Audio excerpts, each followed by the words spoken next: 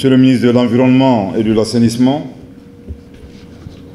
honorable Monsieur le Président de la Commission administration territoriale du Conseil national de transition, Monsieur le Président de l'Autorité de protection des données à caractère personnel, Monsieur le Gouverneur de Bamako et de Koulikoro, Monsieur le Président de la délégation spéciale du district de Bamako, Madame la Présidente de la délégation spéciale de la commune 2 du district de Bamako, Monsieur le représentant du directeur exécutif de l'ONU Habitat, Monsieur le chef de délégation de Ouagadougou de Cotonou, Monsieur le président du syndicat mixte d'intercollectivité du Grand Bamako, Mesdames et Messieurs les maires des communes membres du Grand Bamako, Mesdames et Messieurs les délégués du Grand Bamako, Mesdames et Messieurs distingués invités. C'est un grand plaisir pour moi d'être avec vous ce matin dans le cadre de la campagne de lancement des activités du syndicat mixte d'intercollectivité Grand Bamako. Mesdames et Messieurs les délégués du Grand Bamako, il me plaît en cette occasion de vous adresser mes vives et chaleureuses félicitations pour les efforts que vous n'avez cessé de déployer depuis 2008 pour faire de la métropole de Grand Bamako une réalité. Je salue la pertinence du thème de cette campagne de communication, à savoir, je cite, Grand Bamako, un pont entre zones de production et zones de transformation et de consommation, fin de citation, est assez évocateur et sa devise, le Grand Bamako, une seule identité, un seul territoire, divers atouts pour un développement harmonieux, assez éloquente. Au-delà des mots et expressions, ils traduisent votre volonté d'œuvrer pour la prospérité de votre espace et au bénéfice des laborieuses populations dans le strict respect de leur diversité. Mesdames et Messieurs, chers délégués du Grand Bamako, par votre initiative, vous offrez ici un bel exemple à l'ensemble de la nation. Je nourris l'espoir que des exemples de ce type se multiplieront au Mali et qu'ils puissent inspirer ailleurs. Il est essentiel que nous construisons de nombreux ponts de ce genre pour édifier le nouveau Mali, le Mali Croix. Je reste convaincu que les solutions pour le développement de nos territoires doivent être locales. Pour le ministère de l'Administration territoriale et de la décentralisation, le Grand Bamako s'inscrit parfaitement dans la vision de son Excellence le colonel Assimi Goïta, président de la transition, chef de l'État, une vision prise en compte par le gouvernement du Dr Choguel Kokala Maïga, Premier ministre. De faire de la décentralisation le fondement de la construction des Mali nouveaux en favorisant une participation inclusive. Mesdames et Messieurs, la récente résolution de l'ONU Habitat qui crée le guide sur les relations entre villes et campagnes conforte cette vision consistant à faire de la métropole de Grand Bamako un moteur de développement et justifie le partenariat stratégique existant entre les deux structures et qui doit être que le directeur exécutif de l'ONU Habitat et tous ses collaborateurs trouvent ici l'expression de mes sincères remerciements. C'est dans cette même veine que je voudrais étendre mes salutations et mes remerciements à la Banque mondiale qui déjà accompagne le Grand Bamako dans le cadre de son opérationnalisation à travers le programme de résilience urbaine de Bamako, le plus bas. Mesdames et Messieurs, honorables invités, la campagne de lancement du Grand Bamako est aussi un cadre d'échange et d'enrichissement mutuel. Il me plaît ici de remercier les membres des délégations de Cotonou, de Ouagadougou et du Grand Ouaga pour leur présence effective qui traduit la profondeur des relations entre nos peuples. Mesdames et Messieurs, honorables invités, pendant ces 2 jours, vous aurez à débattre des sujets relatifs aux agendas globaux, aux relations villes et campagnes, aux politiques nationales des villes, aux défis et perspectives d'une intercollectivité, tous aussi intéressants les uns que les autres. Je souhaite que de ces discussions débouchent sur des propositions et actions pertinentes et opérationnelles qui permettront l'envol du Grand Bamako. Mesdames et Messieurs, honorables invités, sur cette recommandation, tout en vous réitérant mes encouragements et l'entière disponibilité du ministère de l'Administration territoriale et de la décentralisation, je déclare ouverte la campagne de lancement des activités du syndicat mixte intercollectivité Grand Bamako. Je vous remercie de votre très aimable attention.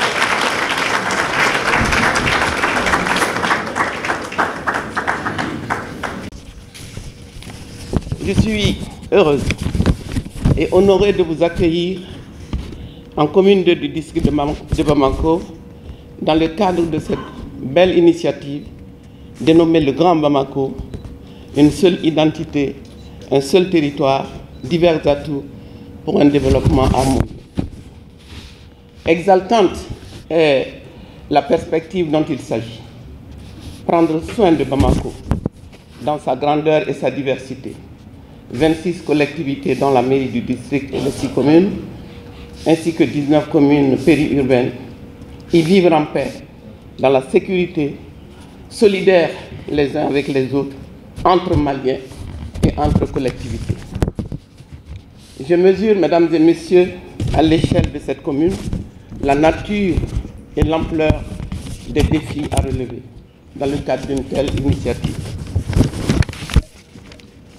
Permettez-moi de profiter de cette occasion pour adresser mes sincères remerciements au président de la transition, le colonel Assimi Goïta, pour la confiance dont il m'a témoigné en m'impliquant dans le dialogue intermalien, dont le Grand Bamako est, de mon point de vue, l'une des dimensions.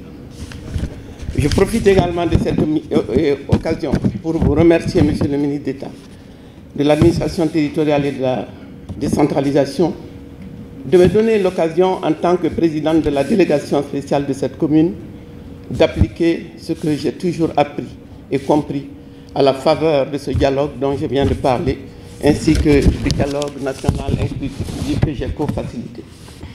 Je remercie le gouverneur du district de Bamako pour son accompagnement. L'esprit du Grand Bamako, mesdames et messieurs, souffle déjà. Je l'ai senti au niveau de la délégation spéciale du district, puisque monsieur le président de cette délégation n'a pas hésité à nous recevoir ni à nous soutenir, le président de la délégation spéciale de la commune 2 et moi-même. Il nous soutient également dans nos efforts d'assainissement de nos communes.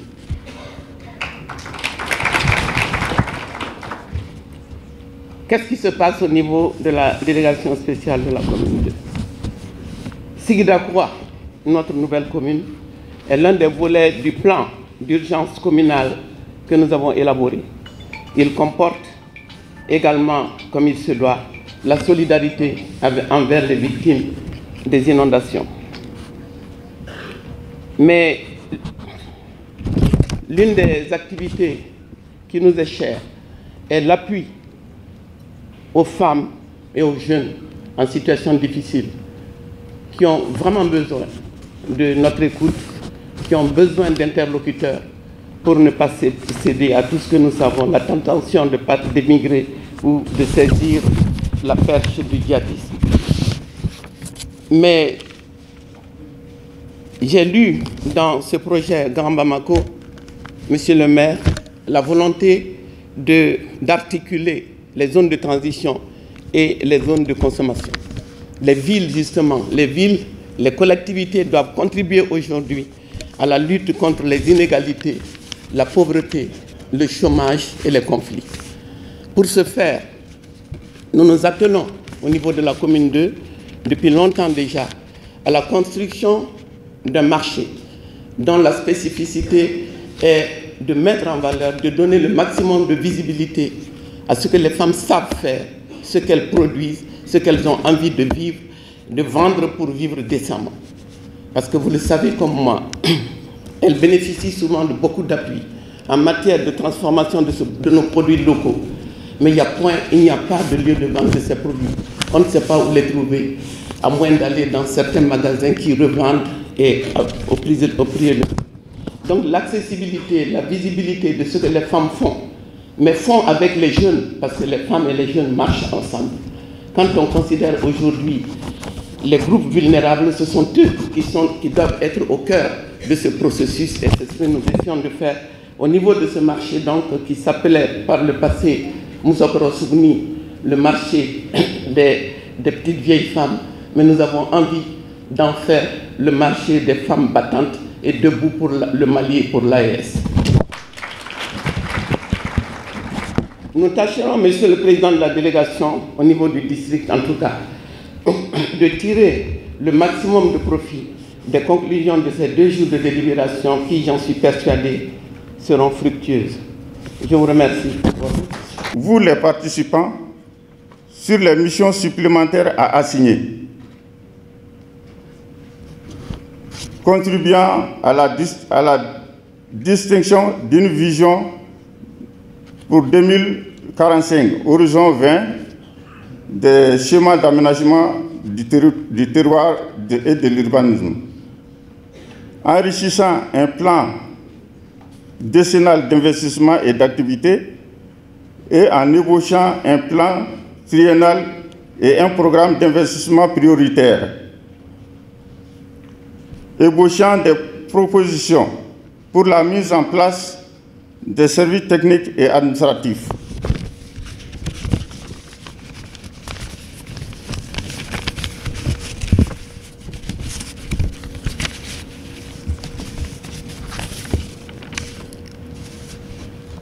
En nourrissant l'espoir que les débats seront francs et fructueux, les expériences bien partagées, je souhaite un bon forum à tous les participants. Merci.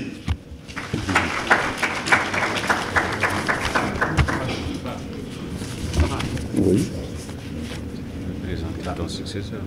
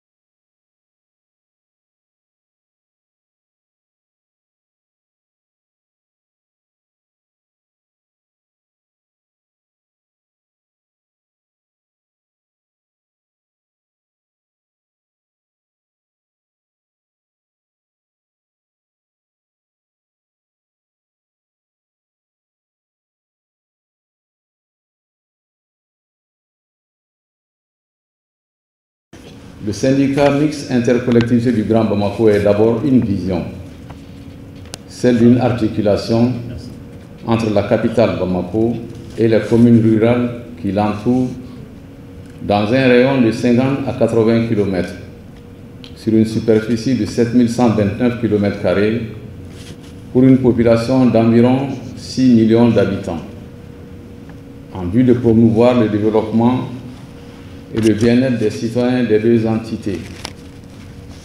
Sa stratégie est de définir ensemble et mettre en œuvre des programmes structurants de développement à travers la mise en commun des ressources et potentialités pour maximiser les chances de réussite.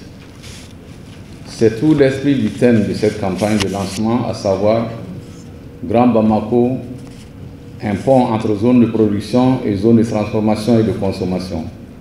Et de sa devise, le Grand Bamako, une seule identité, un seul territoire, divers atouts pour un développement harmonieux.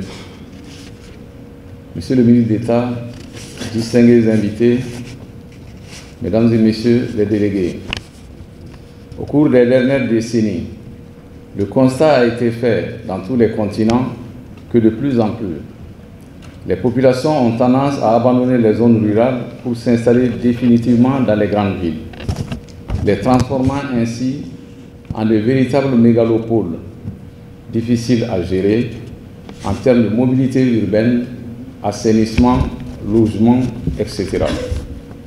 De même, il a été observé dans de nombreux pays de la sous-région que les habitants des communes très voisines se rendent quotidiennement dans les capitales pour leurs différentes activités et retournent chez eux, mais en y laissant des traces, y compris leurs déchets solides. C'est l'existence de ces deux phénomènes dans la majorité des pays de notre sous-région qui explique l'intérêt que certains de nos voisins portent à l'initiative Grand Bamako. À cet égard, je voudrais saluer la coopération qui existe déjà entre le Grand Bamako et le Grand Ouaga, traduite par le séjour d'une mission d'information d'une délégation du Burkina Faso à Bamako et la participation d'une délégation du Grand Bamako au forum urbain de la communauté des communes du Grand Ouaga, Fougo, du 6 au 7 juin 2024. Mesdames et Messieurs, distingués invités, c'est le lieu d'adresser mes remerciements à Monsieur le représentant du directeur exécutif de l'ONU Habitat pour le soutien et l'accompagnement de cette organisation au profit du Grand Bamako. Je voudrais également saluer les efforts du représentant permanent du Grand Bamako, M. Ousmane Sow, et le maire de la commune rurale de Tienfala, M. Mfa Diabaté, pour leur persévérance et leur ténacité, sans lesquelles le Grand Bamako n'aurait pas survécu. Avec les multiples projets innovants mis en perspective par le Grand Bamako, l'espoir de bâtir une intercollectivité harmonieuse entre la capitale Bamako et sa périphérie est désormais permis. Monsieur le ministre d'État, les délégués du Grand Bamako, par ma voix, vous remercient d'une part d'avoir accepté de parrainer cet événement et de l'autre pour votre soutien et votre accompagnement qui n'ont jamais fait défaut. Je vous remercie pour votre aimable attention.